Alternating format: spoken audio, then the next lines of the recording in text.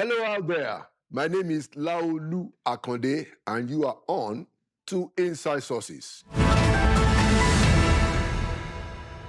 But first, here is my take for today, and they are twofold. The first one is titled, "Let Us End This Global Embarrassment." It will seem the North Americans are on an overdrive regarding Nigeria. First, it was the Canadians, where a federal minister for public safety and emergency preparedness made a submission to a federal court that under Canadian laws, the PDP was involved in subversive and terrorism-related activities, specifically in 2003 elections, upon which a Nigerian refugee applicant who declared the membership of PDP and was denied admission into Canada. Then the United States is now requesting for 5 years of social media history from visa applicants in Nigeria.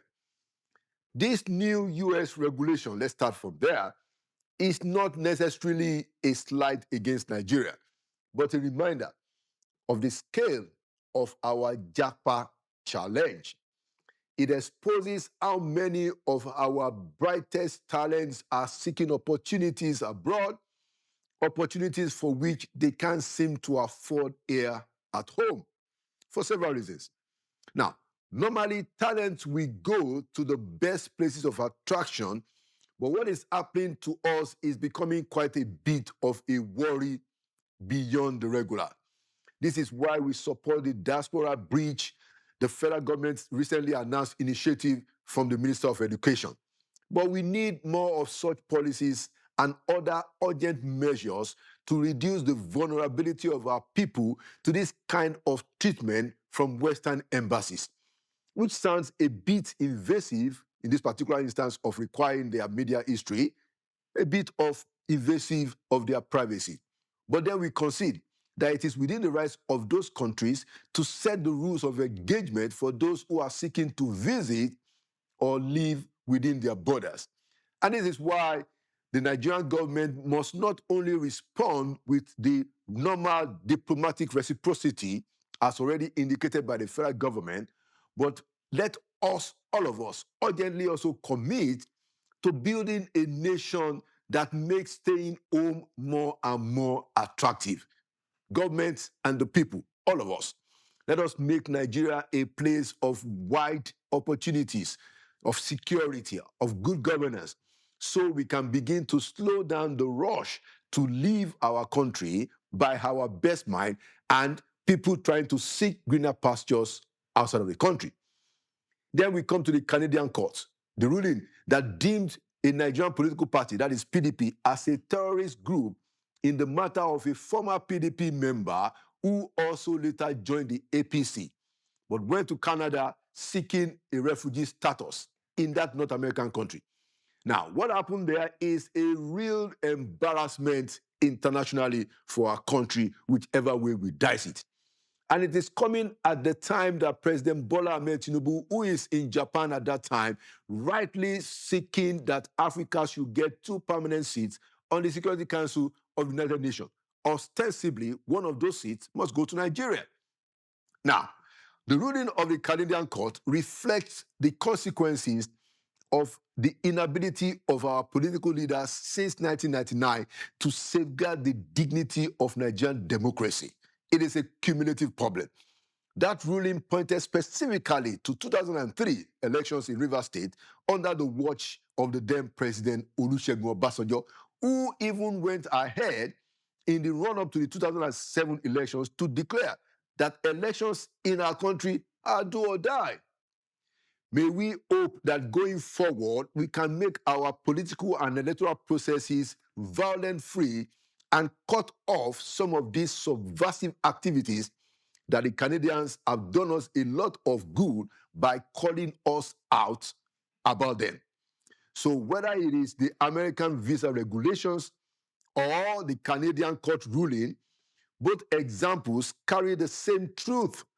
Nigeria must build dignified political institutions if we are to be respected globally.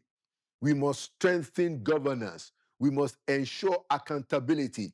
And we must create a political culture that inspires confidence at home and abroad. And we have no choice in the matter if we are to avoid some of this embarrassment. Only then will our citizens and our green passport carry pride and our democracy reflect true strength and global acclaim. And the second point, some good news. We must give kudos to the Tinubu administration for the arrest of the two global terrorist leaders of Ansaru. I'm talking of Mahmoud Mohammed Usman, also known as Abu Barabas Mukhtar, and his deputy, Mahmoud Al-Nideri, popularly known as Malam Mahmouda. These two terrorists have been on the national and international watch list, and the NSA, that is National Security Advisor, Mr. Nuhu Ribadu, announced their capture last week. Kudos to him, kudos to the president. Let's give President Bola Ahmed Tinubu's administration and the entire Nigerian security architecture their dues for this gallant capture. It's a very big deal. Kudos. Now, like they say in Ibadan, "Iru eleyi la ma ma ri o," meaning may we see more and more of this type, capturing those evil-minded people terrorizing our people everywhere, whether it be in Plateau State, whether it be in Benue State, whether it be in the Northwest, whether it be in the Northeast, and whether it be in the south of Nigeria. May we continue to capture those evil-minded people. And there you have it. Inside Sources will be right back. Welcome back to Inside Sources. Today, as we continue our conversation on the future of Nigeria, I have an eminent lawyer, a notable Nigerian, and the current chairman of the Independent Corrupt Practices Commission, who is also a senior advocate who has a PhD in law, by the way. I'd like to welcome to Inside Sources for the first time, Dr. Musa Aliyu, SA. Nice to meet you, Mr. Akande. Thank you for coming to Inside Sources. Thank you so much for inviting me in this. And thank you for the work you're doing in ICPC. Thank you so much. Just our edition last week, one of our panelists said that at least that we know that ICPC doesn't do media trials. So I said, I'm going to say that to you, which is quite a compliment. But it's a conversation on the future of Nigeria. Yeah. You have been involved in public service for a while. Yes. Your previous job before now was as the Attorney General in Jigawa State. That's true. So if you look at where Nigeria is today, do you think that we are on course to that great country that many of us believe is the destiny of Nigeria? Yes, Mr. Akande, thank you so much for this question. And when you look at what is happening in this country, you'll discover that, yes, Nigeria is a country that has great people that want Nigeria to progress. But despite having this kind of great men, there are challenges around how this thing will going to happen. Because when you look at the public sector, where I worked as Attorney General, and now I'm working as chairman of ICPC, you will find out that, to be candid, there are good people. Yeah. There are people that want things to be done in a correct way. But unfortunately, you will find out that those who are against it, I can say maybe they are on the majority. This morning, one young man sent me a WhatsApp message. Okay. He was telling me, Chairman, I don't know what is happening in this country, whereby people that stand by the truth are being looked as awkward, people that are leftists, while those who are on the other side, people are praising them. And when you look at it, you find that this is one of the major challenges that is happening in this country. When people stand by the truth, when people stand by what is right, you will see that there are a lot of issues around that. Yeah. There will be resistance, there will be raising issues. So, but we have to keep on pushing to ensure that Nigeria keep on going on the right track. Because Nigeria is one of the big countries in the world. Right. And also the biggest or the most populous country in Africa. Right. Or black country. Now, we have all what it takes. We have natural resources, we have human resources, we have the intellectuals to push the country. And I think, especially the younger ones that are coming, are ready to see how this country can be pushed to a greater height. Very, very, very good opening remarks, and I agree with you entirely that the people who are trying to push in the right direction often have to deal with resistance. That's true. Because of course, those who don't want it to go in that direction, oftentimes they're also very powerful people. That's true. And that's one of the reasons why we want to talk about the future of the country in this space, to try and build a critical mass of our people. So I'm just want to go like to follow up on that. Yes. So what are the things in your view that can help us, in the march to the kind of country that we desire? For instance, there are people who have, ideas about the Constitution. Yes. We have a right Constitution.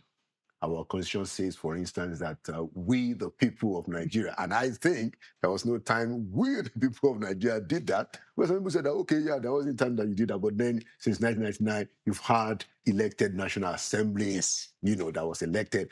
So I'm saying that there are up and down. Some people think we don't have a we, the people Constitution. Others say that, well, the National Assembly is there. Where do you stand in terms of a true federal constitution for Nigeria? If you, I think you have a PhD in law, so yes, these are the issues. Yes, I think when you look at the federalism we're operating, in my view, it's not the constitution that is the problem, but rather the operators. Why? Because you will see that the constitution has already clearly demarcated the powers between the federal, state, and local government. Because one issue which people keep on saying, which I think is wrong, saying that there is federal and subnational. In my view, there is no subnational, because the constitution says there are 3 tiers of government. Yes. And no tier of government is above another. Okay. The head of the federal government is an elected president. Right. The governor of the state is an elected governor. Right. And also at the local government, there are chairmen. That's supposed to be elected, even though there are challenges. And we know the Supreme Court has already ruled that you cannot have caretaker. So I think when you look at our constitution, yes, there are challenges here and there, which as time goes, we can be able to overcome these issues that are in the constitution. But maybe I will give you an example. In the issue of corruption, now, in my view, although initially I have the view that we don't need special courts, but now when I have a second look at it, I look at some countries and I discover that we need it. And is that because of what you have seen in office as chairman? Yes, as chairman, and also even as attorney general. Why? Because you need time frame to finish corruption cases. And unfortunately, our constitution, the way it was crafted, is sure that you cannot determine time within which proceeding can be finished unless it is stipulated in the constitution. Just like the issue of election petition, whereby it stated that it must be finished within 180 days at the trial. Right. So this is one challenge, which, because if you keep on dragging case of election petition, corruption cases, it will take 10, 12, 15 years. So even the judge will lose track. Yeah. He may be elevated. Or there are even the witnesses. Even the chairman of ICPC will have finished his. Yeah, exactly. So that's one of the challenges which is in our constitution, which, in my view, we need to look at it to see how we can fix this challenge, because you cannot have development if there is challenge around transparency and accountability. Any country that is not adhering to strict issue of transparency and accountability, that it will have challenge, because foreign direct investment will be difficult to come. And also, it will become so difficult for the country to progress. So this is one of the issues, maybe in our constitution, that I discovered that we need to look at it. And also, even around the third year of government, the local government, even though the Supreme Court has already decided that you don't need caretaker, the financial autonomy, the local government need to have its own financial autonomy. But the challenge is now, you have given the State House Assembly powers to determine the financial, how the finance of local government is to be done, to be determined. So now that is another problem, because they are not at the grassroots, even though they can say, yes, they are from the same state. But that is why up now you discover that this issue of financial autonomy of local government is quite challenging. Mm. There is a decision of the Supreme Court, Yeah. but to implement it has become problematic. Yeah. And Mr. Gada, I will give you an example. There is a state whereby this was the Supreme Court decision, but the State Assembly went ahead to extend tenure of the caretaker. Oh, wow. I stepped in and said, no, you cannot do that because you don't have the power to extend tenure of a caretaker which Supreme Court has declared to be invalid, null and void. Yeah. And Oh, wow. if you do this thing, it's now like you are trying now to undermine the powers of the Supreme Court. Right. So undermine the Constitution. yes, and under the Constitution, even that. So that's another challenge which I think we need to look at it now. Even though the Supreme Court has decided, but up to now we are struggling to implement that decision. I don't know how it's going to be done. And another challenge with our Constitution is the issue of State Independent Electoral Commission. This is another big challenge because you need people elected officials at the local government level. To be candid, there is need for the State Independent election to be looked at again. Because if you want to have credible democracy, you need an umpire that will conduct election that is independent, credible, without any interference. And transparent. And transparent. We all know what is happening. Every state, when you look at it, you will see that the political party that is ruling at that state is the one that is winning the entire election. Let's move on and talk a little bit more about corruption. Yes. So one of the things, one of the more enduring contributions of President Muhammadu Buhari is his very clear understanding of the danger that corruption poses for Nigeria. That's true. He said that if we don't kill corruption will kill us. That's true. Now, of course, there are those who say that, oh, well, Mr. President, you were there for 8 years, you didn't really kill it, But hey, at least he was right. And look, we got to deal with this problem. So I wanted to ask you, where do you think we are?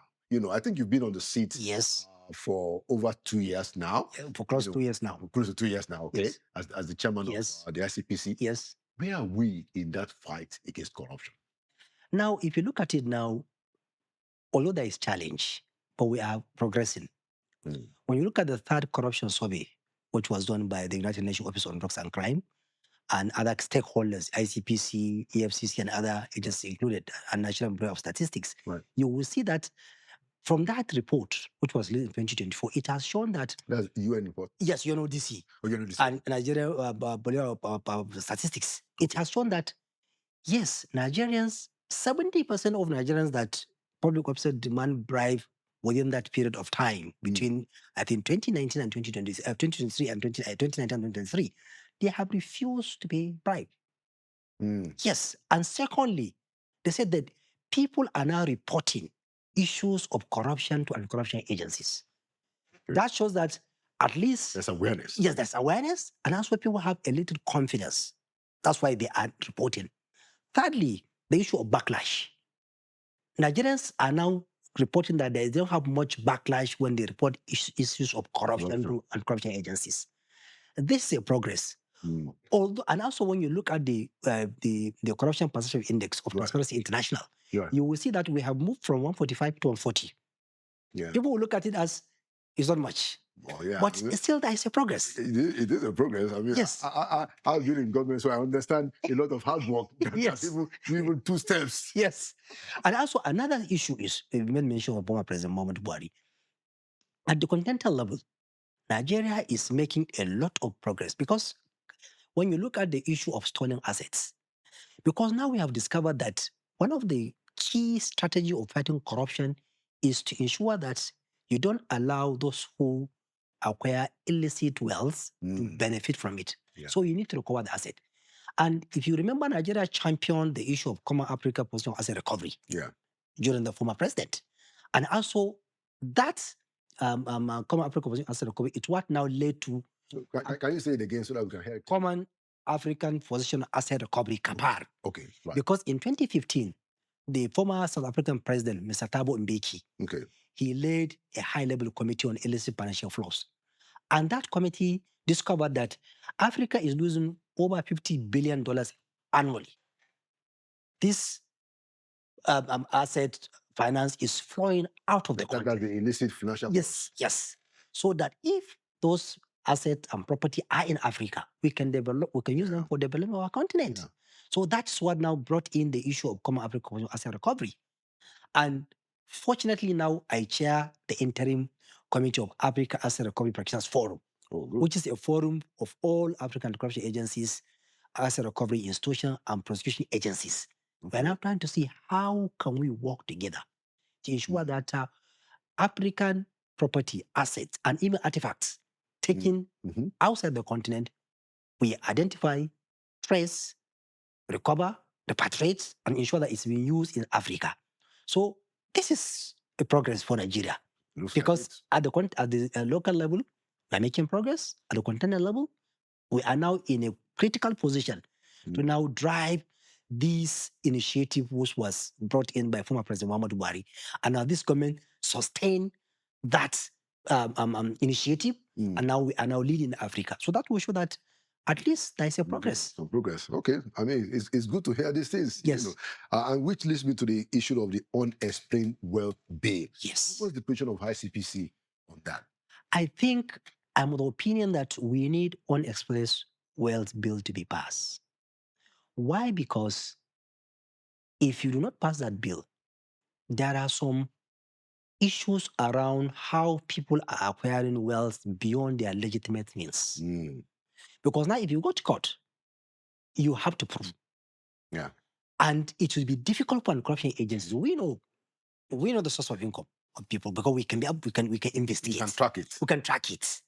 But now if there is no law, it will be very, very much difficult. Yeah. That is why when we go for this issue of civil forfeiture, sometimes we find it very difficult to establish because of the kind of the level of burden of proof on us.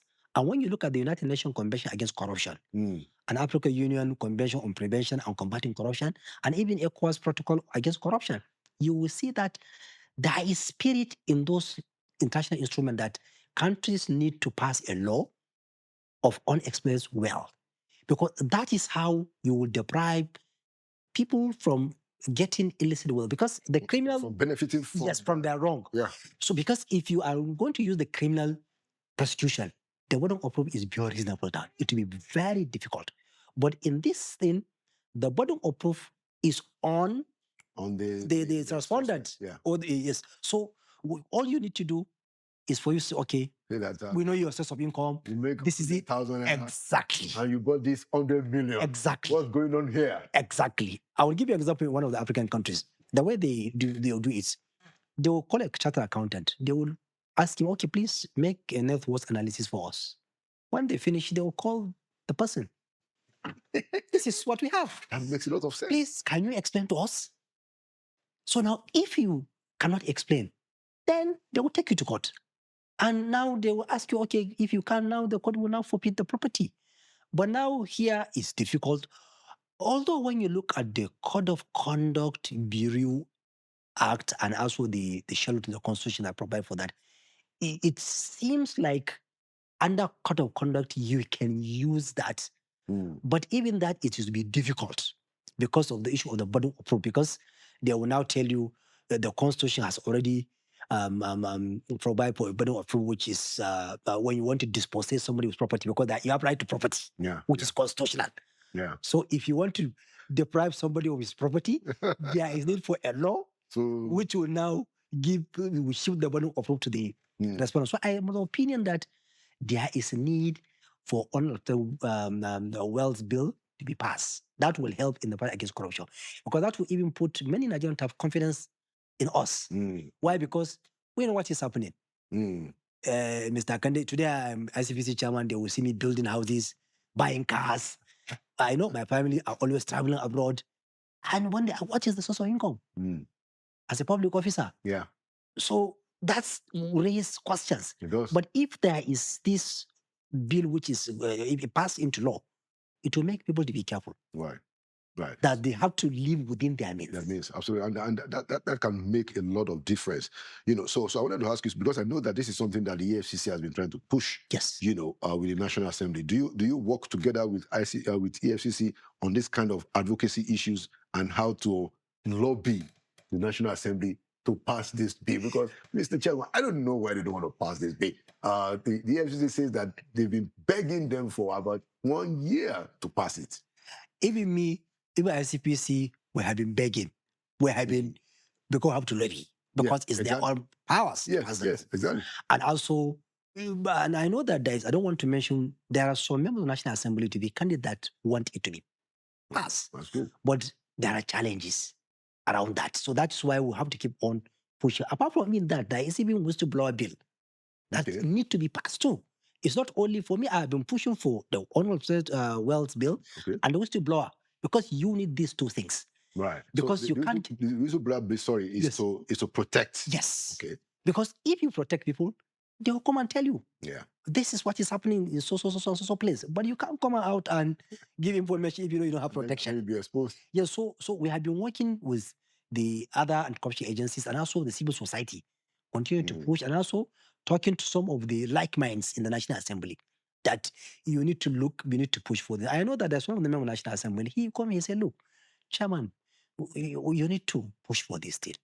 To be candid, he has been on my neck that you need to push for this thing, because he even told me that I have been talking to your colleague that you guys need to push for this thing because we need this thing. Yeah, we do. And also, so I am calling on National Assembly to look at it. It's for our own good, and also for the reputation of the country and the international sphere. Yeah, thank you so much for that, and I hope that we can get that through. Because, Chairman, I mean, I have two very important concerns about our country, especially coming out of working as a presidential spokesperson. Yes, I found out that we have two problems: poverty. Yes, the level of poverty of our people. I don't know how those of us who God has blessed, how we even manage to sleep at night when you see the stark. That's true. So that I have a burden about what can we do about poverty, and then linked to corruption. Yes. And then I'm saying that, look, the people, the ordinary people, they're not asking for too much. Yes. Chairman. They're not asking for too much. Yes. Which is why I want to ask you this other question, and I'm sure that you must have dealt with it. Yes. Some of the things that our political elite do now is that when they get into office, they declare assets that they don't even have. Yes, on anticipated declaration. Exactly.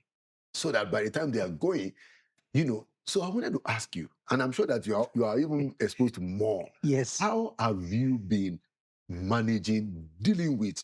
Because for the most part, you're talking of powerful people. I mean, as chairman of ICPC, you are seeing petitions written against powerful people. That's true. How are you managing to get these things done? And some of the tricks that they throw up, like this anticipatory declaration of asset.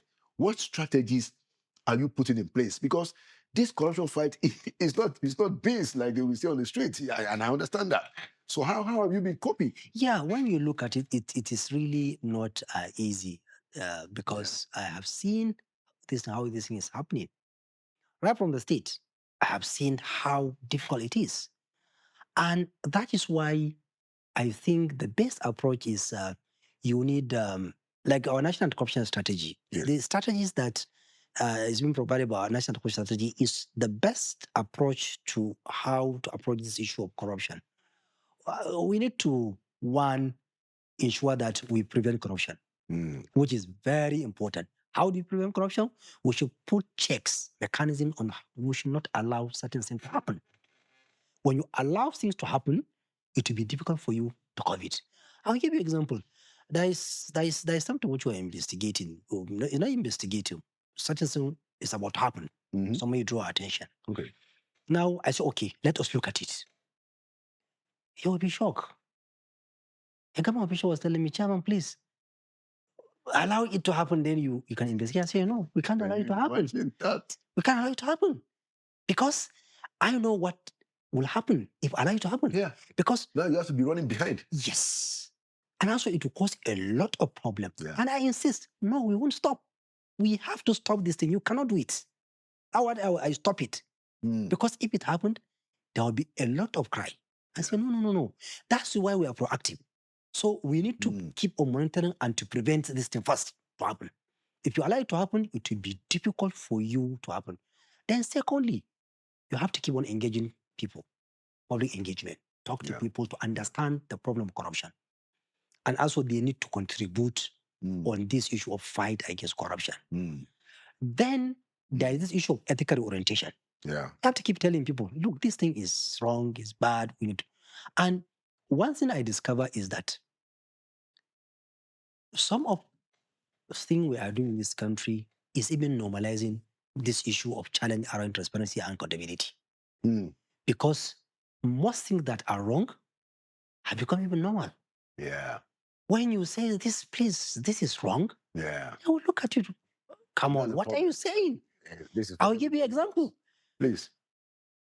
It is something which is all known. If, for example, today I'm ICPC chairman, my people want me before, when I finish my tenure, I'll come and tell them, this is the number of people I employed From in the commission from my village. my village. So people doesn't care about that.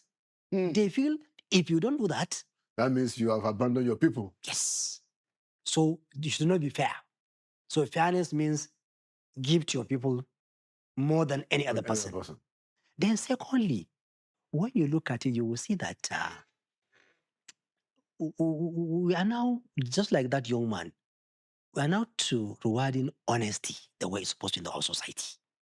Because those who are honest, people doesn't look at them as some people that are role model. But we now show for you to be somebody respected in society, you need to accumulate huge wealth. We don't need to know where you get it. So if you are wealthy, you are somebody respected in the society. Right. So we don't value those who are educated, who are intellectual, who can contribute to our own society. So this is another challenge. Yeah. So now it now becomes difficult that, and when people know that it is less risky to engage in corruption and highly beneficial, they will continue to engage in it. Yeah. Really. So that's why we need to continue discussing this thing, ethical orientation. And then the fourth issue is this issue of don't allow them to benefit from the ill-gotten wealth. Yeah. Once somebody acquires wealth illegally, try to deprive him. Yeah. Because that is a good strategy which we need to employ to ensure that there are a lot of, you will see a lot of things that is happening, which even ICPC have done that, whereby we will not go to the criminal prosecution because we know the body of proof there. Yeah. But we'll go for civil forfeiture. Okay. So that if you acquire wealth, and we are able to take it away from you. Yes, well, to take it away from you. So go and explain to court. This is how you get it. I'll give you an example. Something which we discovered about how some people were enrolling ghost workers into IPPS. Into where? IPPS. This, IPPS, yes, yes. IPPS. And the payroll. Payroll. For federal government. Yes. And those ghost workers, they are getting what do we call about from what do you call it, mortgage, pension, wow, healthcare insurance, for people that do not exist. Okay. So, and we discovered, and what we did was, okay, fine, we had to go and deprive them, because we know that the long route, if you go to the issue of criminal trial first, it will take many years. But let us first deprive them. Take away the benefit. It will take away the benefit, because it is that greed and benefit that propel them to do that. So we took away the benefit, and now we say, okay, now we're not going to take you to court to face the criminal trial, so that you don't have the resources. Yeah. Because if you allow them with the resources, they will use the same resources to fight you. So yeah, excellent. So can you give us numbers? So I think I can't give you the number, but I know for now, the money which we have been talking with some stakeholders, we recover is over 20 billion. Wow. On the issue. Yes, on this issue of ghost workers. Yes. 20 billion. Yes, that we recovered. And it's from a federal agency. Yes, no, we cannot say from federal agency, because generally. Yes, generally, and it left the public coffers. Yeah. And into private. And that's 20 billion naira. Yes, over 20. And now, if you look at it, as well, there's another thing which we did, which we discovered that some training was supposed to be done in one agency. That's supposed to train many Nigerians. And you'll be shocked. Not one single Nigerian was tried. Kai. And they have gotten the money. So we have back and forth, back and forth, back and forth. And I know where they were heading. So we use that issue of, okay, let us deprive them first with the process of crime. Then we can go and fight it in the criminal trial. Because I know that's what they want. Because then the last strategy, which in my view is not the most effective, and which I notice Nigerians want it more, is the issue of prosecution. Yeah. In my view, this should be the last resort. Yes, last resort. Because the way things are happening, criminal trial takes time. Forever. Yes, forever. So if you are not careful, you are going to make a small error. And then the person will be discharged and acquitted. And you raised a very important issue, Chairman, because a lot of the criminal trials in prosecution go on for years. Yes. At times, we don't even hear anything again. Yes. There are long adjournments. And then maybe 5 years down the road, a different government comes, opens the file, But I think that brings me back to what you said about special courts. Yes. Do you think that if you have special courts against corruption and says that, look, this thing has to be done in 20 months? Yes. Do you think that will then elevate prosecution as an effective means to fight corruption? Yes. Before, I don't have that opinion. But now, when I've seen how some African countries are doing, I'll give you an example with Zambia. Okay.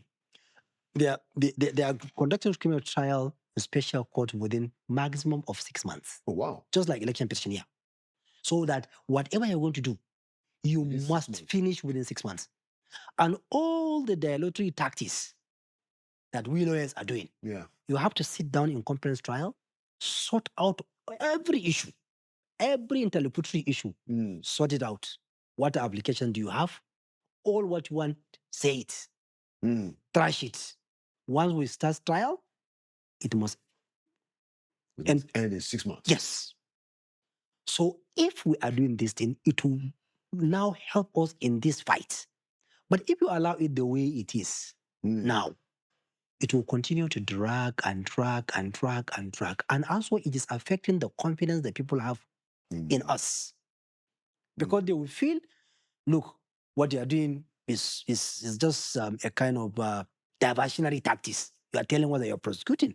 But after long period of years, then you come and tell us that the person has been sentenced and acquitted.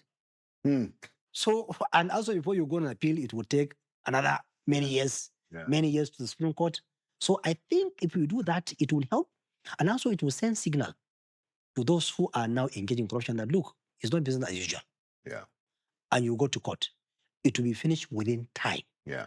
But do we have to wait for constitutional amendment to have special courts? Because the idea has been floating for a long time.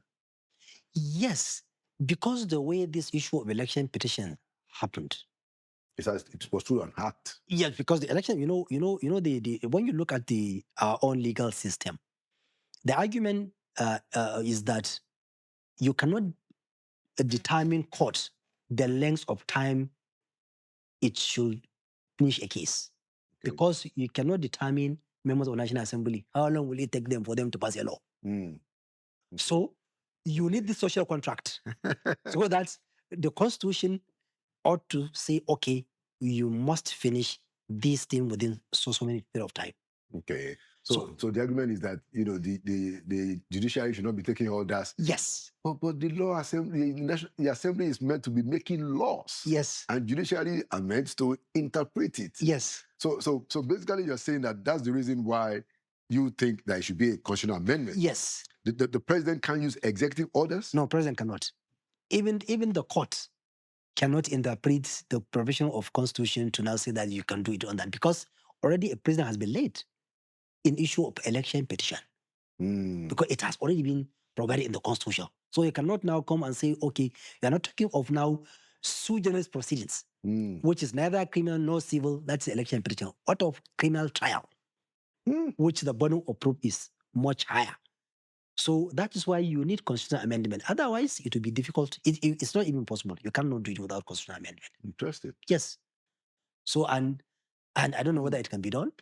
That's something which It's only time will tell. Because that the reason why, back to your point, the reason why people want prosecution is because we need to make examples of people who are stealing the Commonwealth. Yes. If we are not able to make examples of it, yes, I agree entirely, and it's a very smart move. Say, you know what? Let's first of all collect it. That's no doubt about that. Yes. But it will even be better to let some of these people, let them cool their heels, in jail for some times, because then we are showcasing to the world that we don't want corruption. But I see your points that there are very strong.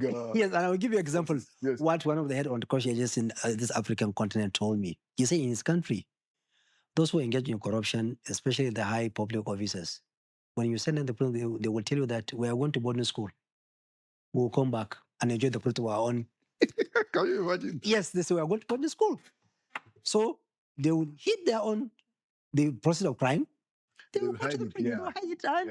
They'll come. Yeah. No. I think we need both measures. We need to be able to take away the proceeds, and then we need to be able to put them in jail for some time. Yes. Honestly. Yes, I agree with you. So that we can have. You can just imagine how. Look at what is happening in the States. You remember, I think, just not up to a year. A lot of state governors, I don't remember the numbers now, probably about 16 or 17 of them, went to the Supreme Court to say that, look, we don't want EFCC and ICPC laws applying to us, and then you would think that it's because of this federalism, but no, it's because for the most part, a lot of those governors, they have muzzled the state assembly, even control the judiciary to a large extent. And ICPC and EFCC, they are the only agencies that they are afraid of. And so I'm sure you know that the matter went to the Supreme Court. Yes. And then Supreme Court said, no, you guys got to deal with ICPC and EFCC. What's your comment on that? Yes, this issue of that suit you mentioned, I know there is one of the suit even started or was filed when I was Attorney General. Okay. And I disagree at that time. Fortunately, I did not join. Okay. God did not join because at that time I said, look, we don't need that because the issue is that there's already Supreme Court decision. AG Ondo is with the Federation, whereby these same states drag the federal government to the Supreme Court. And the Supreme Court settled the matter. By saying that... Yes, by saying by Section 15(5) of the Constitution and all the other international instruments that the ICPC has the powers to investigate states. So why are we now coming back to raise the same issue, to go before the same court over the same issue? But we thank God now the Supreme Court has laid the issue to rest. Mm-hmm. And you can imagine there is these anti-corruption agencies. What will happen? Even with ICPC, EFCC, Code of Conduct Bureau, and other agencies, still we are facing this challenge of corruption. Yeah. So top class of they are not on ground. Yeah. So, and I feel what all we need to do is we need to put head together to see how we can work together. That's why now I try to see, okay, last year I had a conference with state attorneys general. About 35 of them attended. Okay. I tried to engage them. Being a former attorney general, how can we work together? In this, you can talk to them that, look, yes, I know what you guys are doing. I did this job myself. Exactly. That I know what is happening in the States and I'm not here. So I now have a good understanding perspective of both sides. So why can't we sit down, put heads together and see how we can now tackle this challenge of corruption, which is very well not only federal government. Yeah. You too. And also all of you as Attorney General, you are critical stakeholders. Yeah. You are a powerful group because you are members of body of benches, members of Council of Legal Education. You control prosecuting your states. Yeah. And also you prosecute people.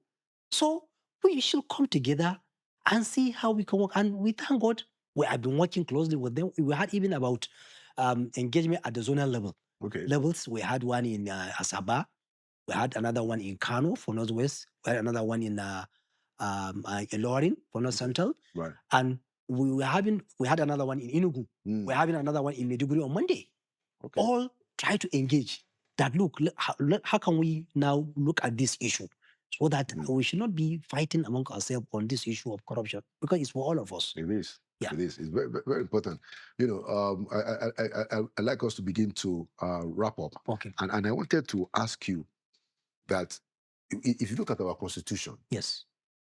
state governments have the freedom, the issue of education, Yes. health, Yes. and agric, Yes. they fall under the concurrent Current list. Yes. And a lot of resources are going to the state. Yes. But if you go to many of our hospitals, Yes. in fact, public education is like dead. Yes. You know, in several Yes. states, and it's not. This is not a blanket description. There are governors that are doing, you know, very well, but the resources that is meant for healthcare, even what they call the healthcare centers in local Primary healthcare centers, you know, primary schools, the resources that is meant for those things are not getting there. Yes. Is this something that ICPC can take an interest in? Yes. Even maybe by developing for us some kind of data, you know, so that we can begin to deal with it. Because why it's important, Chairman, is because many of us, we went to public schools, you know, primary, you know, where there are those of us that don't go to private school, but many people went to, especially in the government schools, Yes. you know, government secondary school and all of that. And that allowed people from indigent families to grow up with people from rich families. And that's how you build cohesion in a nation. So the son of a poor trader, you know, is able to come up with the son of a successful businessman in school. That's how you build cohesion. All of those things are no longer happening because no primary schools, for the most part, people don't even have access to healthcare. And in my view, it seems that it is because of corruption. Is this something that, you know, ICPC can take interest in? Yes, ICPC has taken interest even in that. When you look at it, there is this issue of constituency projects that National Assembly are doing. And ICPC has what they call Constituency Executive Project Tracking Initiative, whereby we're following projects that are in critical areas: education, health sector, agriculture, or empowerment, to see this thing goes down to the members of the public, the real downtrodden people. Right. And we have been tracking all these things. And we have discovered a lot of issues. We have made a lot of recoveries because it's really meant for corruption prevention. We track, we look at the budget, especially of the national budget, to look at it and how this money is being used. And also we track where there is underperformance. We force the contractors to go back to site. Where there are issues of diversion, we try to do that. And that has helped a lot. And also recently, because of the Supreme Court decision, we have now initiated a program we call Corruption Prevention Program in Local Government. We're using now 5 thematic areas that we are using. One, the issue of open fiscal transparency. Okay. Open procurement. Okay. And the issue of corruption control, human resources, and citizen engagement. Good. And that's why we're now trying to say, okay, we develop that each local government should have a website. Okay. What we discovered, where they can put out information. What we discovered, there are only 7 local government with functional website in Nigeria. Ooh. 7? Yes. 1, 2, 3, 4. Yes. And we have 774 local governments. Yes. Kai. So to show that there's a problem, because we cannot go all over. But what we say, okay, why can't you have a website? Publish this thing, pictures, and so that people will know what you are doing. Otherwise, it will be difficult for us to know, so that there will be transparency. And all these 7 local government are from one particular zone, geopolitical zone. So almost the 5, yes, they don't have a single. So the issue of transparency is not a challenge. So that's why we have been following this thing to see what is happening. And we have seen a lot. You will see that a public officer who's supposed to put a street light on the street, he will just go and install in his house. You will see that in one state, baby diapers donated by a good Samaritan was diverted by persons that are working in that primary health care. And also, that's why last year, at the beginning of this year, sorry, we had an engagement with Minister of Health. And we agree that we need to follow what is happening in primary health care. And even yesterday, he called me, was thanking ICPC that you did a lot, and that has helped in curbing some of the challenges that we are seeing in primary health care centers. And we have a lot of partnership with primary health care development, the Ministry of Health, so that we will continue to track. But we need to sensitize people that you are the one to give us information. Yeah. You should track and follow what is happening in your areas. Then when you see something that is wrong, talk to us. Yeah. I think even yesterday I was reading in one of the states whereby the solar that's supposed to be installed in one secondary school, the principal diverted and just sold it somewhere else. You said, look, you have to bring it back before we prosecute you. Bring it back first, then we'll follow you after. Like I said, that take away the benefits. The benefits. Because if you go after him, you're taking away the benefit of it. Because so we have been looking at that, and also and like this issue of constituency tracking, which we are doing. We are doing it together with journalists, the Office of Accountant General, the Auditor General, the budgetee, which is civil society, exactly. And other critical stakeholders. And even when I traveled to Zambia last week, they are doing what they call Constituency Development Fund. And in Zambia, it is the public, the community that are determining the kind of projects. It's not the government. No, it's not the government. So we tell them that this is what we want. Yes. So it will go up. They have about 156 constituencies. Each constituency, from what they told us, that they are budgeted about $1.5 million for each constituency. So you are the one to determine this is what we want. They have what they call Ward Development Committee. A Ward Development Committee consists of people in that ward, but no public officer should be part of that committee. Oh, wow. So they will initiate their project. It will now go up. Government, we need water. We don't need hospital. Exactly. So it will go up, and they will track. When you do it, it will come down. Or we don't need bridges. Yes. We need schools. Yes. Wow. Yes. Very, very, very, very interesting one. I wanted to ask you. I remember when we were in the villa. Yes. There was a particular governor whose name we won't mention, who was going to become a minister. Of course, he was no longer governor. And ICPC found out that they were supposed to build an hospital, and all the materials, all the equipments of the hospital ended up in the private, property of the governor. Yes. And this governor was going to be a minister. It was such a mess. Yes. Eventually, he managed to become a minister. Anyway, but my point is that, in your own view, as a senior advocate of Nigeria, a former attorney general, and now ICPC chairman, do you think such a person should benefit from a public appointment, which is a public trust, until, what we have now is that, yes, he's not convicted, so let him come. When we are dealing with corruption, shouldn't we say that, look, settle your case. When you settle your case, I will appoint you. What's your take on that? I think that it's a tricky issue, because yes, I quite agree that if there is a prima facie or a credible allegation against somebody, right, there is need for caution in giving him a public trust. But sometimes you will see that I've seen a lot of complaints that have been filed against persons that, when you look at them, you find that they are baseless.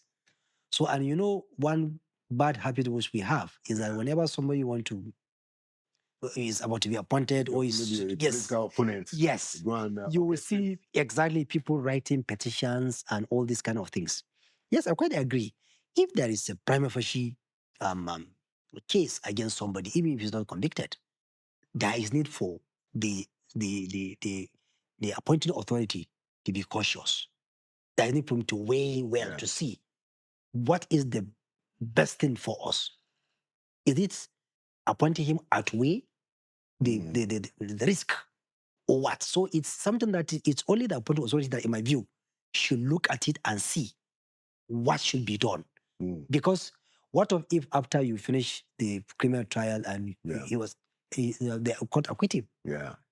So that will become challenge, because now you have wasted his time, and also you deprive him of that opportunity to help or to serve his community or to serve society. Mm. So I think it's something that the appointing authority or the screening, that is something that it need to go to the National Assembly to look at it carefully and wait and see, okay, we need to look at it. If it's okay, it's allow him to occupy that position, outweigh the risk. Maybe they can go ahead and do it. Okay, thank you so much. Maybe just 1 minute. Do you just want to tell us your experience as we wrap up? What has your experience been generally?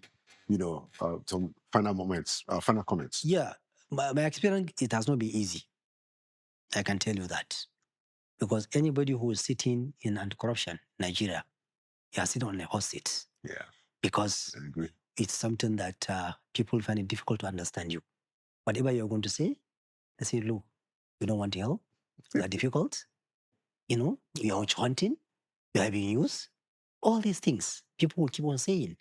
Whatever you're going to do, people will interpret it differently, because if you are not something that suits their own interest. Right. So it is very, very difficult work. Right from Attorney General, I have seen how when you try to say, do the right thing, you will see a lot of issues. And I have faced a lot of problems right from Attorney General up to the ICPC chairman. I was taken to LPDC. I was taken to even LPPC as chairman of ICPC. Petition was written against me to Legal Protection of Privileges Committee. Wow. That I have violated a court order, which is not true. And I had to defend myself before the matter was dismissed. So it's not something which is easy. Oh, wow. Well, we wish you all the best. Thank you so much. Clearly, you have been doing quite a bit of thank you so much. of work. And I just told you at the beginning of the of this conversation, what people were saying about ICPC, and I hope that you have the courage and the strength, to keep going. Thank you so much. It's a country. We don't have any other country. That's true. So we've got to fight for it. That's true. So thank you for your contributions to national development. Thank you for your work as Attorney General in Jigawa. Thank you for the tough job you are doing as chairman of ICPC. It's my pleasure. Thank you for coming to Inside Sources. Thank you so much. My pleasure. Right. Thank you so much. Thank you. And there you have it, another edition of Inside Sources. Like we always say, Nigeria will prevail. It means that Nigeria will win because we will not relent. We keep pushing at it. My name is Laulu Akode. Thank you for watching. And by the grace of God, I'll see you at the next edition.